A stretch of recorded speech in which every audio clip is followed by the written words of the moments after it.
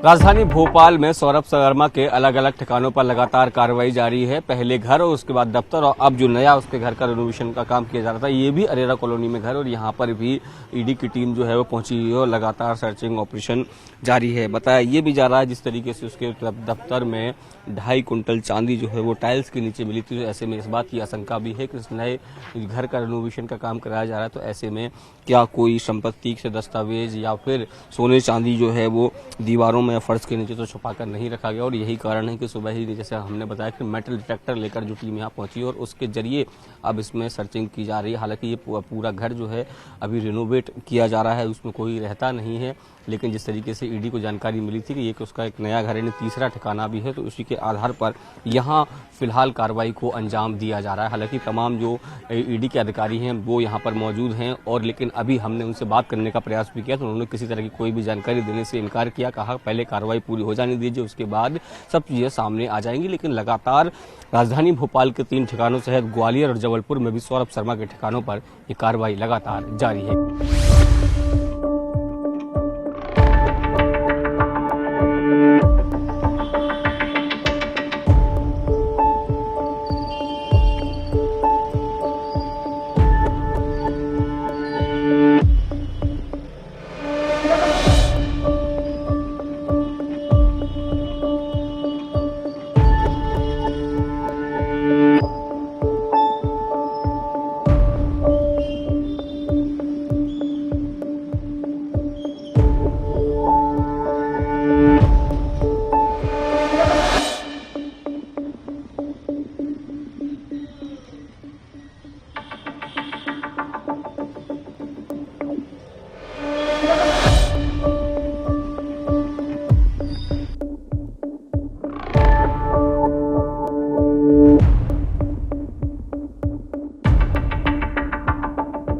परिवहन विभाग में आरक्षक रहे सौरभ शर्मा के घर पर सबसे पहले 19 दिसंबर को लोकायुक्त ने एक रेड मारा था।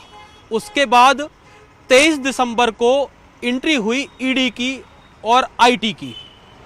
23 से लेके आज 27 दिसंबर को 4 दिन में ईडी ने पूरी तफ्तीश की, तैयारी करी और आज सुबह 7 बजे सौरभ शर्मा और उससे जुड़े रिश्तेदारों अन्य ठिकानों पर एक साथ धावा मारा गया।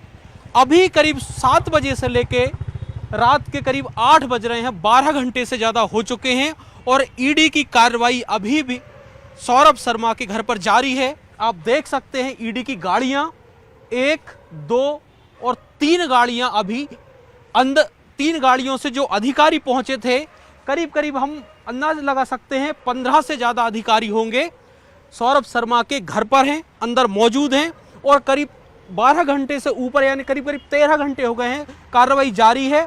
साथ में ईडी की टीम जो है वो मेटल डिटेक्टर लेके आई थी साथ में, ताकि ये भी चेक कर सके कहीं दीवारों के अंदर या फर्श के अंदर तो कुछ नहीं छुपा रखा है, जिस चीज का सौरभ पहले भी सबूत दे चुका है, जिसके घर से 200 कुंटल चांदी बरामद हो चुकी है जिसके ऑफिस से।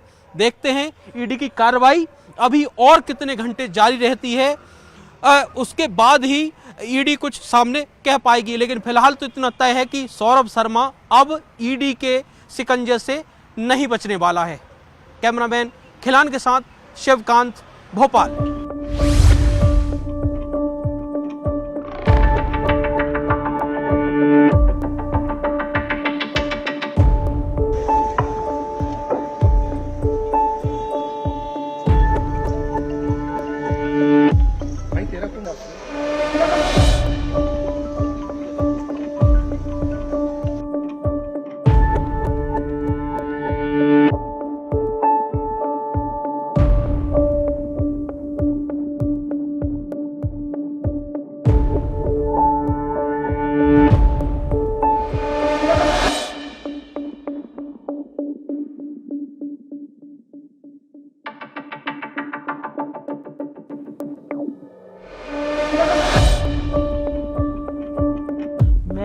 अभी बेहद दुखी हूँ, बेहद परेशान हूँ।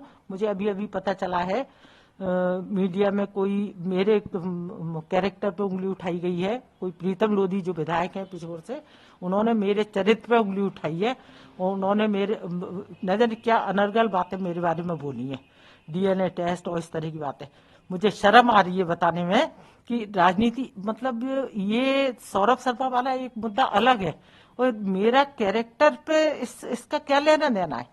ये प्रीतम लोधी जी किस तरह की राजनीति कर रहे हैं और कितनी घटिया और कितनी निचले स्तर तक जा चुके हैं, मैं सोच भी नहीं पा रही हूँ। आप जो भारतीय जनता पार्टी वाले लाडली बहना करते हैं, कहाँ है वो सारे लोग। मैं किसी की बहन नहीं हूँ, किसी की बेटी नहीं हूँ।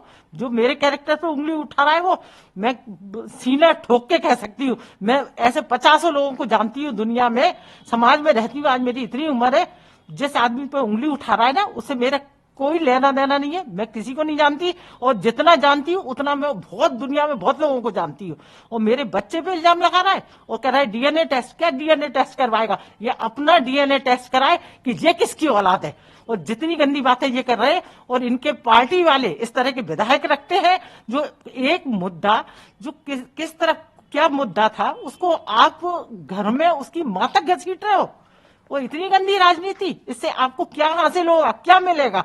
और आप किसी और का पैसा साबित तो होने दो, ये किसका पैसा है। कोर्ट में जाने दो केस, उसको आने दो, उसको जवाब देने दो, वो जवाब देगा सब चीजों के। कोई दूसरे लोगों से क्यों जवाब मांगते फिर रहे हो? आपको इतनी तसल्ली नहीं है उस चीज की? मैम, जो गाड़ी मिली जिसमें करीब 40 किलो 50 किलो सोना, 10 करोड़ रुपए मिले, घर से जो आप जहाँ रह रही वहां से कुछ दस्तावेज मिले, पैसे मिले, साथ में उनके जो सौरभ का ऑफिस है वहां पर भी करीब 2 चांदी बड़ी संख्या में करोड़ों का जो रुपए हैं संपत्ति मिली है, उस पर आप क्या कहेंगे? उस पर अभी सब जांच जारी है और सारी एजेंसियां जांच कर रही हैं और मुझे सब पे भरोसा है।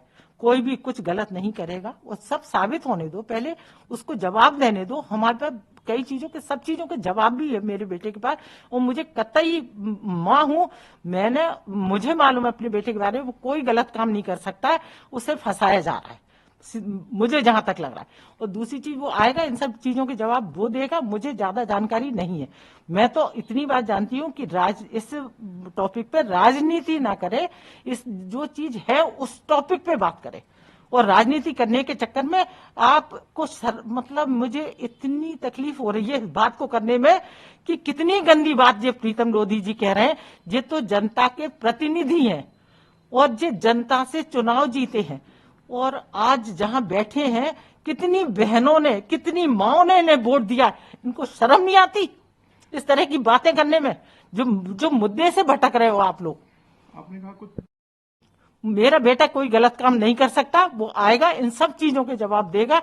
मुझे नहीं मालूम, मैं एक माँ हूं, मैं अपने माँ होने की तरीके से सोच रही हूं कि मेरा बेटा कोई गलत काम नहीं कर सकता।